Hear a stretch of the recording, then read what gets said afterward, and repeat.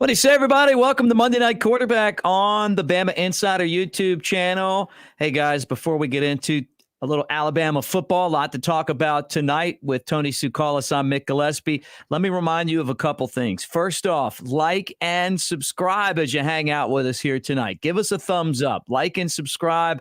That's a way to say roll tide as we talk tonight about everything going on in the world of Alabama football. Hit the bell so you know when other shows are coming, like this one, when we're live. It'll give you a reminder. We'll say, hey, look, Mick and Tony, Monday Night Quarterback, about to come on.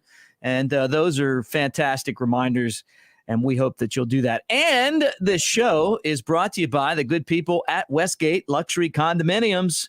79 luxury condominiums, just 200 steps from Bryant-Denny Stadium.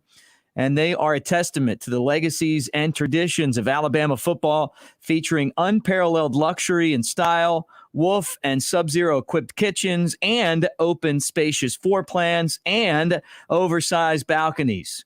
Westgate's spacious 1 to 5 bedroom condominiums range from approximately 900 to 3,000 square feet, and they start at $490,000 right there next to the stadium. You got access to the Skygate Club and Terrace, which is just fantastic. It's the best place I've ever tailgated in Tuscaloosa. I mean, like, you're right next to the stadium. You got the view of downtown. Next to Bryant-Denny, you can see the Walk of Champions from up there. It's like being in a helicopter over the Walk of Champions, right? You can see Bryant-Denny chimes. You can see campus. You can walk to campus. You can go to the Strip. Anywhere that you want to be in Tuscaloosa, Westgate is near. And it's got the great fitness center and, I mean, all kind of different stuff. But the amenities are fantastic there. For more information, westgateal.com. That's westgateal.com or 855-287-1318. That's the phone number for Westgate Luxury Condominiums. And we appreciate them being a part of our show. All right, he's Tony Tsoukalas, as I mentioned before, and I'm Mick Gillispie. We got so much to talk about today. Tony, first off, how you doing? Doing well, Mick. How are you doing, man? Hey, I'm on cloud 9 right now. Unlike you, I can't claim to be objective when it comes to Alabama winning football games like that. I'm not. I want them to win every game, and that was one of the greatest wins on Saturday that I can remember. Man, it was wild. It just seems like, when's the last time Alabama's just been doubted like that? You know, I mean, even in 2015 when they were technically underdogs, I don't think people doubted them to the same level that, you know, they were doubted Saturday, you know, heading into Saturday against Georgia. But look, they come back, build themselves into a 10-0 hole, and then just come out firing after that, and really just take it to the Bulldogs. I mean, if you take, you know, after that 10-0 hole, they beat Georgia 41-14 moving forward. Now, that's incredible considering how good this Georgia team is. Yeah. Look, no doubt, man. I mean, there's so many different things to talk about with this matchup, and I think you kind of started with the big storyline was that, you know, Alabama was doubted. I doubted them, and it wasn't that I wanted Alabama to lose, but their offensive line has really been bad. I mean, they got whooped down at Auburn. You know, the noise obviously a big part of that. They've dealt with some injuries. And I just didn't think that they were going to be able to respond and have that type of a dominant effort against the best defense in the country. Yeah, I mean, and it really it comes down to the offensive line. It also comes down to Jamison Williams, who was absolutely amazing. Really, you know, we've talked about how important his speed has been, you know, throughout the season, and how much of a part of it is with Alabama's offense, and you know, like, how it really makes Alabama's offense go. Look at the difference between what happened at Auburn when he got ejected and then what happened against Georgia. He's a game changer, and, you know, I think he's going to be, you know, the Blitnikoff Award winner, but he's having arguably, like, it's not a Devontae Smith level season because that was truly just one for the ages, but it's pretty close, Mick. I mean, he is really just performing at an exceptional level. Yeah, I mean, he's a difference maker for sure. I mean, he caught that pass that turned the game around for Alabama. It looked like they were going to get blown out. They're down by 10. Georgia's going down the field on them. Alabama struggling a little bit. And then all of a sudden, Bryce Young connects with Williams on that bomb. And and that started a huge game for him. I'm sure he was a little motivated after getting kicked out of the Iron Bowl for that punt coverage. And I thought it was funny when he ran down the field and made a tackle on the punt. And he got a big laugh out of that and a round of applause from all the Bama fans. Yeah, I know. I think Alabama, Alabama fans are always going to hold their breath now when he makes a tackle because he can't get ejected. You know what I'm saying? Like, it's almost like they probably need to tell him, like, hey, chill a little bit. You know what I'm saying? You're not a linebacker. They need him for offense more, you know? Yeah, no doubt. Bama, in so many different ways, had their best game of the season. But one guy that they're going to be without, talking receivers, Tony, is John Metchie. I think this is a really, really bad loss. I've criticized him a little bit this year. I mean, look, he's had a great season. He had some drops, in different games, but he also made a ton of plays. This game was his best game. There were no drops in this game. He was just clutch money the entire game. And then he gets hurt on a play that he's not even in. And according to Nick Saban, he's out for the year. Yeah, he's out with the ACL injury, and that's just unfortunate because he's having also a special season. Look, 1,000 yards is 1,000 yards, and he was coming up on 100 receptions as well. And he's really it's kind of like almost like the receiver version of thunder and lightning. You have that power back and then the lightning back in the backfield. Well, Metchie was kind of like the underneath guy, the gritty, get the yards, maybe those 10, 15-yard catches, really the possession receiver. And then you had Jameson Williams, who was kind of the home run guy. And if Metchie also did some stuff, like he was a great blocker. He was just kind of more gritty. You know what I'm saying? And then you have Jameson Williams, who, has electrifying speed and, gives opposing offensive coordinators nightmares. I think with Metchie, you'll be able to – obviously you're not going to be able to match his production like for like because he's truly a great receiver. And Alabama, has some other great receivers too, but maybe they're not as experienced. And it's really tough to replace the production that he was putting forth. But who do you think that guy will be? Yeah. I think it's going to be Ja'Cory Brooks. I think that would be my guess. You saw him in the Iron Bowl. He's a guy that's a big guy that can block on the edge like Metchie can. He can kind of do some of the same things that Metchie can do. Is he going to be as fast as Williams? No, but he can move too. He can make some contested catches as well. That kind of, seems to think like that to me, that seems to be the guy. Trayshawn Holden's another guy in that mold, big receiver, same thing, block, can make contested catches, kind of more those possession guys or guys that can go over the middle, or make those harder catches instead of just, deep bombs. And then, don't forget, they're also getting JoJo Earl back. I don't necessarily think he's a like-for-like guy or, comparison to John Metchie. But at the same time, he'll help out with production in the slot along with Slade Bolden. And let's not forget, Slade Bolden, 5 catches, I think 53 yards in the SEC championship game. Let's not forget that was a good performance too. And he's a guy that's going to need to step up as well.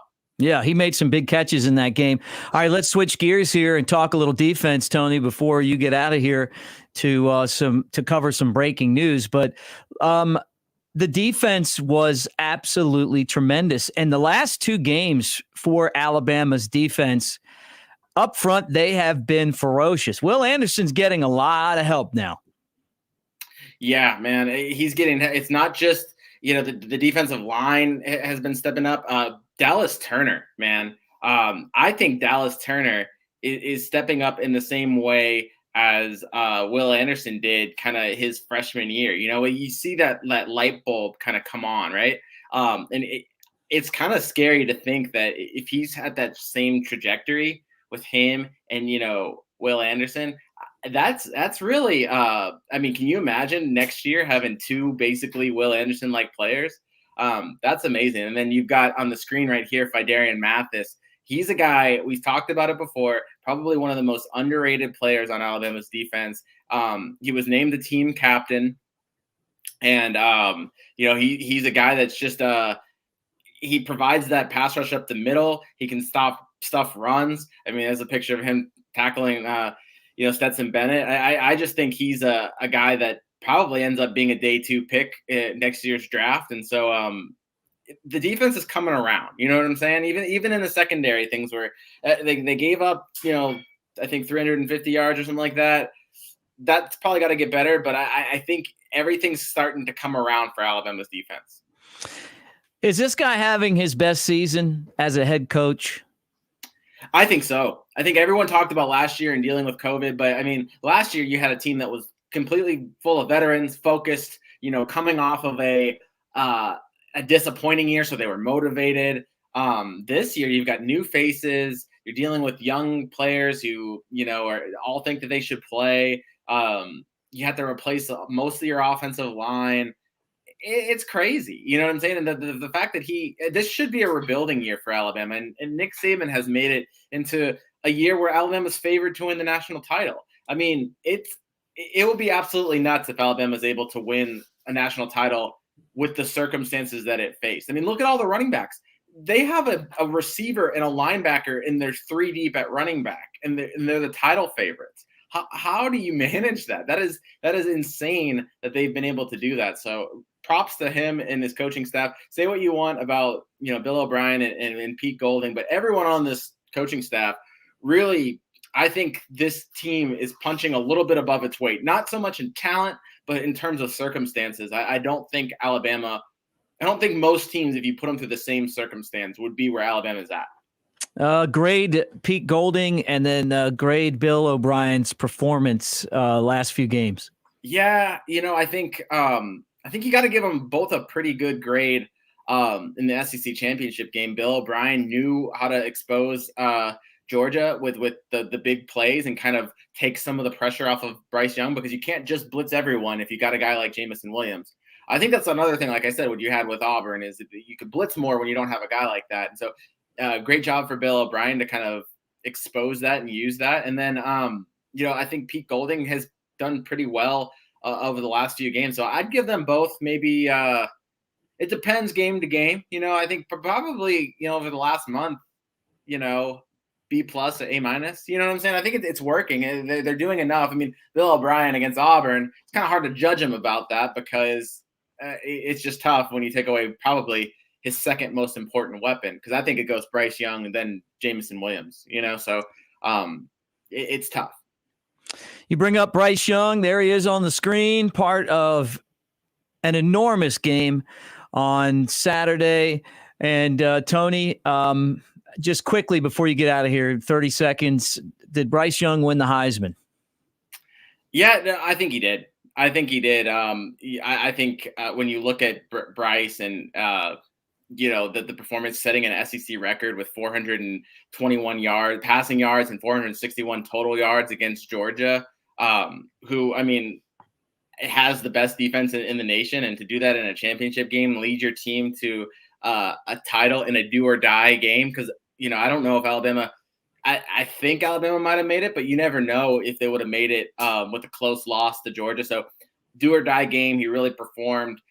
He also had that touchdown drive late against Auburn, which is a Heisman moment. And then you look at the other candidates. I mean, I don't really see it. Do you do CJ Stroud, who didn't play last week and, didn't lead his team to a title?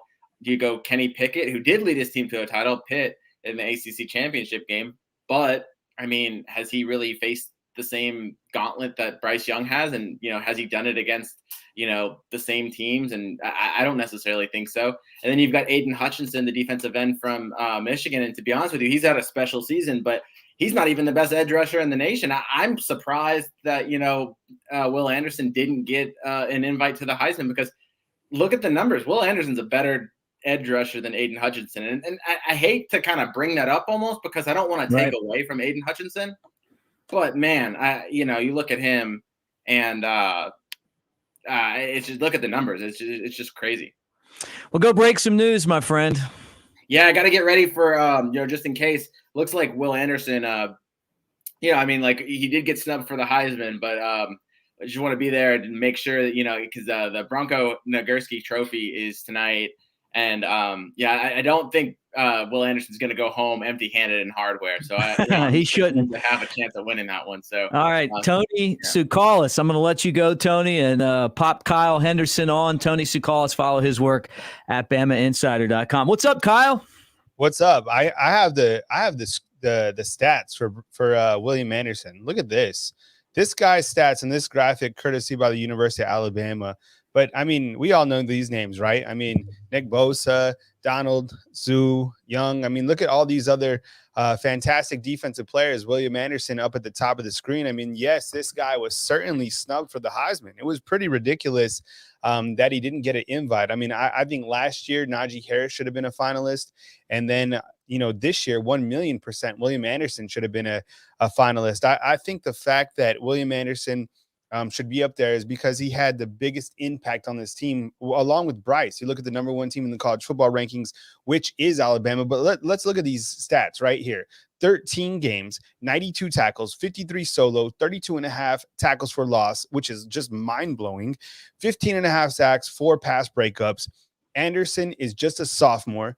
Bryce Young is just a sophomore. This team was sophomoric throughout the season, but what Will Anderson and Bryce Young did was simply magical. These guys are only getting better now, playing more like juniors. Yeah, no doubt, man. What a beast. Just watching him, and now he's getting some help, and we talked about this with Tony. He's getting some help with some of the other guys, and this Alabama defense is becoming dynamic. Yes, the Alabama defense, I think, is peaking at the right time. I think they're doing a great job, and I know a lot of people are curious about Chris Allen. And there was someone actually that came on social media and was asking about, was saying that they were Chris Allen's brother. Did you see that? Yeah. What's the story there? What's going on? So Chris Allen actually came out and was like that. I'm not even related to this guy. I don't really even have a timeline to when I'm coming back. So for all you Chris Allen fans who thought he was coming back, and who knows, he might be able to. I have no idea. I don't have an injury status on Chris Allen other than that, Nick Saban said that he didn't really have anything further to say. But look, you want Dallas Turner playing outside linebacker opposite of William Anderson right now, period. Look, Chris Allen is a great player. I think he did a great job for the University of Alabama, but the way that Dallas Turner is playing is the way that you want any type of edge rusher, outside linebacker to play. But Dallas Turner's hungry. He's athletic. He's mean. He's nasty. He's getting after everybody in the backfield. So keep Dallas Turner in, and I think you're going to be just fine going into the playoffs with him. Yeah, let's talk about the college football playoff. Throwing it up there. Bama's playing Cincinnati, Michigan, and Georgia. And Bama's playing the early game, which I kind of like because if we're doing the post-game show, Kyle, we don't have to miss New Year's. If you're doing the post-game show and it's the night game, it could turn 2022 and you're still at work. So worked out well for Alabama and Dallas, and then Georgia going to the Orange Bowl in Miami. Your thoughts? I'm looking forward to both games. I think that Michigan versus Georgia is a very intriguing matchup. I'm curious to see Georgia's elite defense against Michigan's run offense. I think Josh Gaddis, who's the former who was the wide receiver coach here at Alabama a couple years ago, has done a fantastic job as an offensive coordinator. I know we talked about that a little bit. He really bet on himself, and kind of an inside story from what I heard, Nick Saban was a little bit upset with Gaddis when Gaddis was leaving, because I think from what I gather, he thought Gaddis was going to Maryland to be with Mike Locksley. And then when Gaddis was like, no, he's like, I'm going to be the offensive coordinator at Michigan. And Saban was like, well, that's pretty damn good. So, which was a great opportunity for Josh Gaddis. I mean, making $1 million, I think over here at Alabama, he's making like $600,000, which is fine. But I mean, if you can double that, right, then why not? And they didn't have a great season last year, the year before that. But this year, this is the best Michigan team under Jim Harbaugh. And going against Georgia, I think, is going to be a great matchup. A lot of people calling for JT Daniels, the quarterback who's more the pro style at Georgia, to come up and be the quarterback of the playoffs. I don't know if he's the right guy. I think Stetson Bennett did a great job throughout the season. That's Kirby Smart's call. I like Kirby Smart's press conference at the end of the game of the SEC championship. He said, look, a loss sometimes refocuses you, kind of humbles you a little bit. And sometimes a loss can end up, putting you on the right path, oddly enough. But we've all played sports, and sometimes those losses really put you on the right path and sometimes on the path to winning a title. So I guess we'll have to see how that goes. Regarding Alabama and Cincinnati, look, I had forgotten that the fact that Luke Fickell was on the Ohio State staff when Ohio State beat Alabama in the college football playoffs. So I think that Cincinnati, they have some confidence. I think that, if you want to beat the man, you got to be the man. And Cincinnati has the opportunity to go toe to toe with the greatest dynasty, in college athletics, in the Alabama Crimson Tide. And I welcome it. I think that Cincinnati's defense is very good. I really liked what I saw against Notre Dame, but but Alabama is playing at such a high level right now. Can't wait to see these two teams match up. Yeah, it's going to be a lot of fun. I think that the Michigan matchup definitely favors Georgia's style because, to attack them, you got to spread them out. And I don't see Michigan being able to do that. But Cincinnati could give Alabama some trouble. I mean, they've got the two NFL corners. They got, a running back that's going to play in the NFL. They got one of the best quarterbacks in the country. So Bama may blow them out, but it could be a close game too, or, who knows. It's definitely an opportunity for Cincinnati to get what they want, and that's to play Alabama. They've been calling for that. Yeah, I mean, they've had signs for a lot of last couple of years that they want Bama, or they at least want in. And Nick Saban said yesterday during the press conference that he feels that each team in every conference should have an opportunity to get to the playoffs. I don't know if I necessarily feel that same way, that he was kind of put in a tough position having to be asked about that. But I kind of feel that the best and the schedule of strength should speak for itself. But look, Cincinnati is undefeated, and we're going to get a good gauge of how good this Cincinnati team is. Just as you said, the Ritter kid is a fantastic quarterback. I've watched them all season. They have some very dangerous weapons on the outside. Jerome Ford used to be the running back, number 3 or 4 guy here at Alabama before he left. He's had a great year. Jerome Ford is one of the most talented running backs that there is, probably a top 15 back in college football, maybe even further than that. I don't know. But he's very capable. And then on the defensive side, when I watched them against Notre Dame, my goodness, they had a great game plan. They came with it.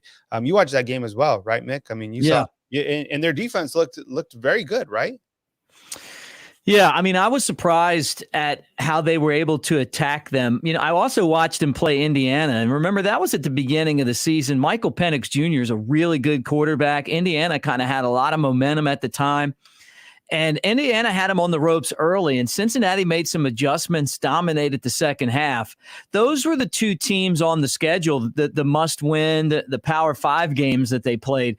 But the win at Notre Dame was really shocking to me. I just didn't expect them to win in the line of scrimmage like they did, and obviously it kept Notre Dame out of the playoff. Look, it came down to that game for the number 4 and the number 5 seeds in this thing. Yeah, it looks like we got a super chat on there, Mick. Jay Frank, thank you. High five. Yeah, no doubt. Thank you, Jay Frank. We appreciate you, man. He says, I said at the beginning of the year that if UGA hasn't changed their offense, then they won't be Bama. And I kind of said the same thing, Jay Frank. And thank you so much, man. We're going to take that $5 and go scoop up a spicy chicken sandwich from Wendy's when we're done with it. I kind of said the same thing. I think that, Georgia's defense is certainly fantastic. But until they change to Alabama's style of offense, the up tempo, have a quarterback that can really get it up, make you miss in the backfield, then this is, he's still running Alabama's offense from like 2009, right? 2010, 2011, just those big imposing backs. You look at, the current backs that Georgia has, who I, have great respect for. McIntosh, Amir White, Brooks, Cook, all those guys are complete ballers, but it's an old style, and they don't have a quarterback that can get it out, not yet, to, I guess they did to Bowers. My goodness, that guy's a beast. Yeah. But, they need to somehow get Pickens more in the game, Jermaine Burton, even that slot receiver who caught a touchdown against Alabama. Those guys, need the football a little bit more. And once they do that, I think Georgia could be the next Bad Moon Rising. We've been saying that for a long time. Kirby Smart doing a great job with them. They're not done. They're going to be there. Again, I personally think that they're going to beat Michigan, and I think Alabama is going to beat Cincinnati. So, they'll get a rematch in Indianapolis. That's just my opinion. But what do I know? I picked Alabama to beat Georgia, so who knows? Yeah, I hope you're right. Look, I've called Georgia's offense, Brad Paisley's old Alabama, and he's singing about the Bama that is in the Country Music Hall of Fame from Fort Payne. But the bottom line is this: is you've got to be able to score points in bunches to win these days. And Georgia had really done that until they ran into Alabama, and I'm still just shocked by the result. And I guess that kind of leads me to, my next thing, and we kind of touched on it a little bit with Tony. But is Bryce Young the Heisman? Oh, yeah. Look, let's get these super chats up on the screen real quick because people hitting us up. But look, I'll just leave it to William Anderson. Look. With a great performance by your quarterback today, would you say Bryce Young kind of, with the voting on Monday, locked up the Heisman? What do you think about that so far? He should win the Heisman. It's like, if you watch the game, if you've been watching the whole season, ain't nobody else coming close to him. He should win it. The voters could see that. Everybody could see that. Bryce should be Heisman this year. All right. Holy cow. All right. Look, the super chats are getting real. We just went from Wendy's, and you and I might be going to Chuck's here in Tuscaloosa pretty soon because Michael is dipping in. Appreciate Bama Insider. Brian Robinson has more than 3 weeks to get healthy. Bama will run all over Cincinnati. Going back to back. Hey, Michael, we appreciate you more than you know. Thank you so much. Honestly, these guys that have the live shows, Mick, Tony, these guys, are a great backbone for Bama Insider. So we sincerely appreciate you. Sean out in Huntsville. He's talking about Michigan being a 12 personnel team that favors Georgia heavily. Cincinnati 3-3-5 with 2 NFL corners. We better be able to run the ball. Yes. Roll. Sean, is our coach. He's the Bama Insider coach. And we got another super chat right here saying if Bama win it all, they'll three-peat next year. I completely agree. And we'll leave the $100 super chat on the screen. Mick, go ahead. Yeah, look, thank you. I mean, that's all you guys. And Michael C., man, really appreciate it. Can't tell you that enough. I was about to put a picture of Bryce Young on there. Good thing we flipped back over. Look, Kyle said it before. I mean, let's just start with the first super chat. You feel like Alabama might run off one of these, 3 or 4 national championship runs. Yeah, I really do. And I've been saying that for a while, Mick. And I talked to Mick, privately, during, in our pre-shows. And Mick, you've heard me say it for forever. And look, this is going to sound crazy, what I'm about to say to everybody, but I've said it before. Somebody told me, and I think it was last year or the year before that there's a picture of Bryce. So pay attention. This is very interesting. So this was last season. And somebody came up to me and we were talking, someone very, very close to the Alabama football program. I know some people, trust me, came up to me and they were like, look, Saban hasn't even hit his peak yet. And I was like, what? And I told that to Mick, and I think Mick might have dismissed me a little bit. I don't know. Come on, this is the GOAT. I mean, right? Like, he already has a statue outside of Ryan Denny, right? And someone who was like, yeah, he hasn't even hit his peak and where he's about to take this program. And they keep playing. If you listen to the subliminal messages, they keep playing that one clip when Saban's like, this isn't the end. This is the beginning. No, I was there. You were there. So yeah. Now, look, and I honestly think, last year I knew that team was going to win the title. This year, once I saw a little bit more of Bryce Young and his kind of ninja ability, I knew that they're going to beat Georgia, and I feel that they're going to win the national championship. Next year, this team is not going to be led by sophomores anymore. These guys are going to turn into juniors. These guys are going to turn into future NFL stars, and that's going to propel Alabama to a three-peat. And you kind of combine that with the schedule that Alabama has next year, super, super favorable. I think that Alabama is getting ready to make a run like we haven't seen. Now, who is going to be the quarterback that takes over Bryce? I know it's way too far out to even talk about that. Do like Ty Simpson. Official visit, if you follow our recruiting, has been going great. And he just met with Bill O'Brien and Nick Saban just recently, coming off a state championship. Go watch his tape. Ty Simpson, complete baller. I know he plays at a smaller school. He's got the brains. He's got the mentality. His pops is a coach. Really like what I see from Ty Simpson. But, yeah, they told me that Saban, hadn't reached his peak and get buckled up because it's about to really explode. And now you look at the Alabama Crimson Tide, #1 again. I love it. I love it. All right. The second and third super chats kind of go hand in hand. Sean, my main man up in Huntsville, is talking about Cincinnati. I know you're exactly right, Sean. I've been thinking about this all day. Cincinnati is really good against the pass, and Alabama's going to have to run the ball to win, right? They're going to have to run it. I think they're going to run it. And Michael C., look, Brian Robinson has been banged up. He's got 3 weeks to get healthy. I think Alabama will bull rush Cincinnati and pick their spots to throw on them. And I think that it'll be very effective. I think it'll look a lot like the Ole Miss game plan. Yeah, I think Jerome Ford, I have a great respect for him. I think he's done a great job. And you look at kind of this transfers throughout this transfer portal these last couple of years and what these guys have been able to do. Jerome Ford's one of the few that has went somewhere and really made an impact, just as Jameson Williams and Henry Toto have done with the University of Alabama. And I get it. Jerome Ford had to go someplace and do what's best for him. And he's a very capable running back. And I think somebody that, Alabama is certainly going to have to prepare for. I'm going to love to, get the interview when we're at the Cotton Bowl of Jerome Ford and kind of his perspective about, playing at Alabama, going through the process for a year or a little bit more than that. And then now going to play for Luke Fickell, who's a very great coach, and playing for a non-Power 5, and look, they're at the playoffs. So there's a lot of points to talk about. And then the quarterback too at Cincinnati. My goodness, I mean, he's rolled off a fantastic campaign, and the guys he's certainly a baller, and he has a lot of lesser known talent at the wide receiver position. But I think those guys are certainly going to get in the limelight here soon enough. Another super chat. Throw it up there. Timothy Washington. High five to you, my man. Thank you so much. Will we see Javon Baker and Agiye Hall get playing time? Kyle. I think when you look at Alabama's wide receiver unit, the wide receivers that are younger, they've certainly stepped up. And I think that we're going to see probably this young man step up. That's Ja'Cory Brooks. He already has stepped up, right? We saw him with the big touchdown catch during Auburn in a game where everybody was freaking out, and a freshman really stands out and steps up. And he doesn't have that much production, but Ja'Cory Brooks is a freshman. But the way that I look at it is that he was an early enrollee. So a guy comes in at January, and by December 31st, is he really even a freshman anymore? I didn't come up with that. Saban once said that, but it made sense to me.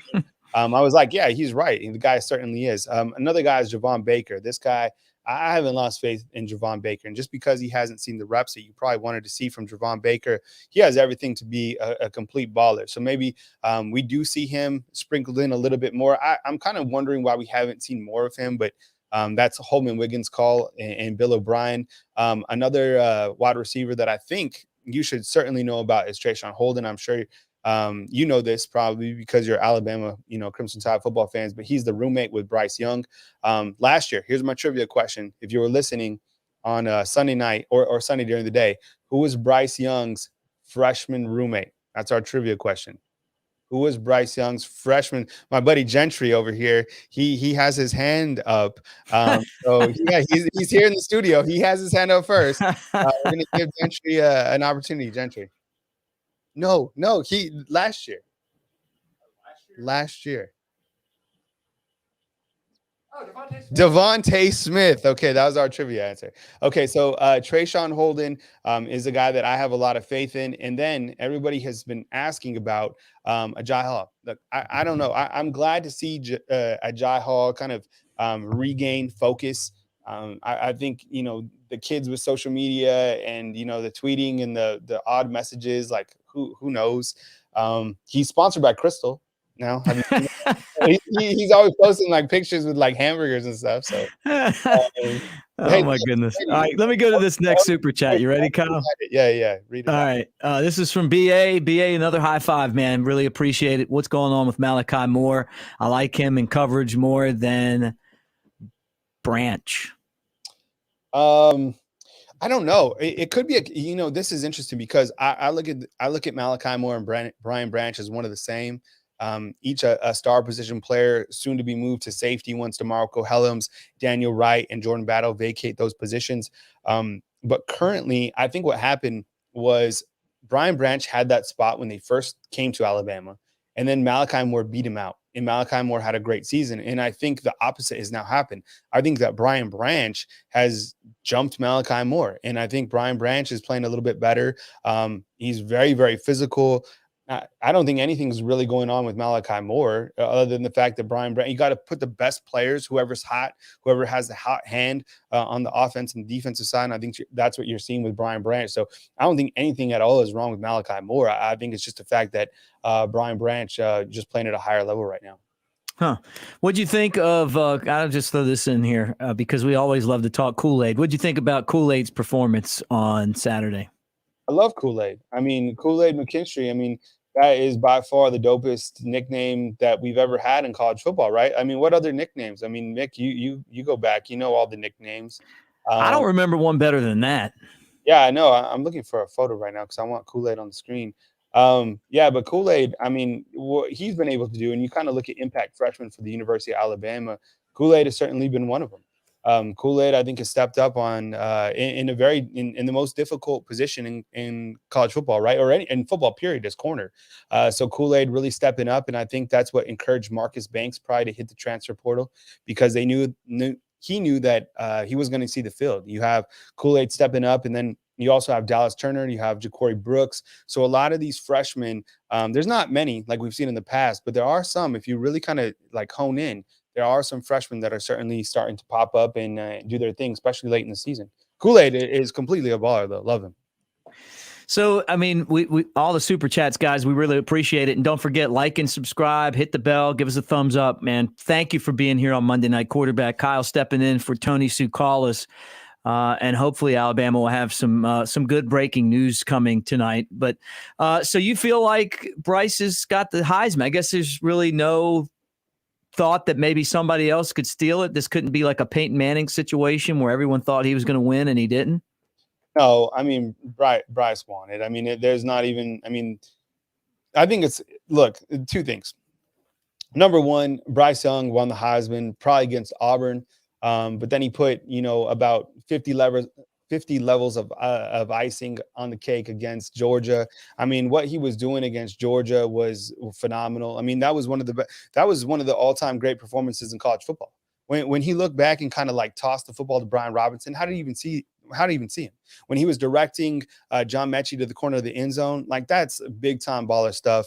I wish that they would give the Heisman Trophy Award at the end of the college football season. I think I said that like 100 times before. So, but yeah, Bryce has it certainly wrapped up. He's going to get it in New York City. And I have to say this too, comes from such a great family.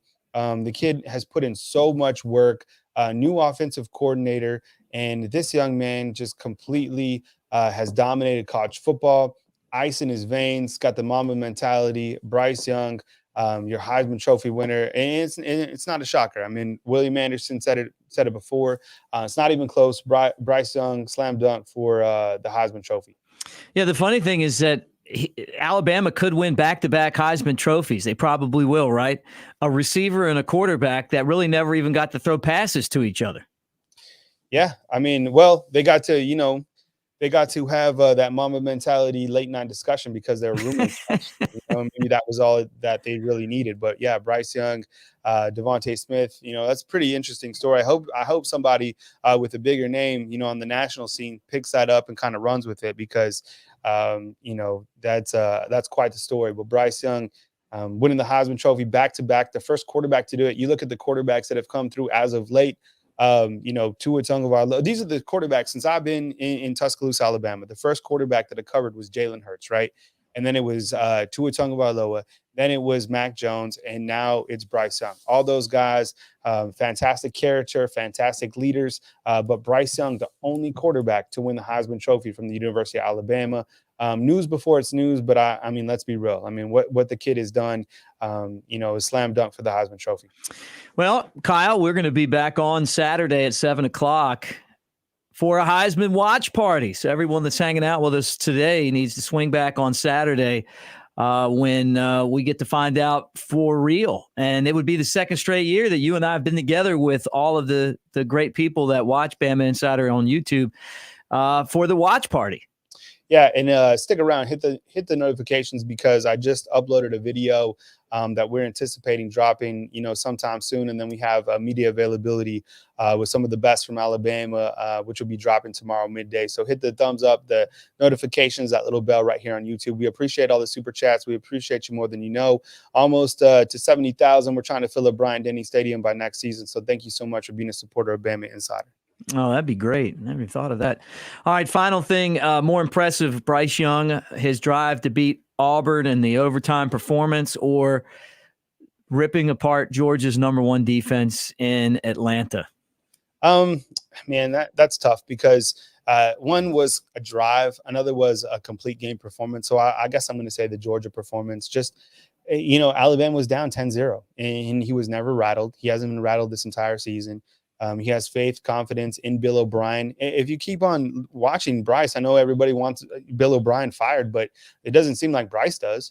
So, you got to keep your quarterback happy. And I think Alabama did a great job up front. The offensive line, there were 16 players named to the Offensive Player of the Week award. Seth McLaughlin did a great job at center. Cole Kublik, who really dissects the offensive line, had a great spot shadow on Seth McLaughlin, burying someone from Georgia. So, yeah, well, for me, what he did against Georgia was fantastic. Yeah, no doubt about it. Well, a lot going on in the world of college football, and Kyle, we got them covered all week. Yeah, stay tuned. We'll keep you posted on all that stuff as it kind of rolls through. All right. Well, for Kyle Henderson, I'm Mick Gillispie. Guys, let me remind you again that our show is presented by Westgate Luxury Condominiums, just 200 feet from Bryant-Denny Stadium, westgateal.com, or you can call 855-287-1318. These condos are amazing. I'm talking about luxurious 79 luxury condominiums right there next to Bryant-Denny Stadium, 200 feet from Bryant-Denny. And they come in 1 to 5 bedroom condominiums. They range from 900 to 3,000 square feet. They're available. You could get it and live there. Maybe you want the rental money. That's a lot of people do that right now. Well, if you want to earn rental income, Westgate helps you out with that. On-site hospitality that is better than any place you're ever going to go for something like this. And trust me, I spent all of my game days there, and it just doesn't get any better. You have access to world-class housekeeping and maintenance crews, and they have a website and a digital marketing service that helps you maximize your revenue and distribution should you try to rent it out. And when you come to town, you come to Tuscaloosa, you're watching right now from all over the country, you can rent these out and stay there, and you'll thank me. Thank me now for later. But it's right next to Bryant-Denny Stadium. It's right next to all of the statues. The one of Saban you can see from the sky deck and maybe from the balcony, depending on where you're at. You can walk to all the places on campus. Go by Galette's and get a yellow hammer. It'll take you less than 3 minutes to do that. So awesome being a part of that and hanging out. And they are the presenter of Monday Night Quarterback. Anything else, Kyle? No, we're good, man. We'll catch you guys back on Bama Insider. Hit those notifications and be sure to subscribe if you are not subscribed already. We appreciate you. All right, guys. Thanks for watching. Roll Tide.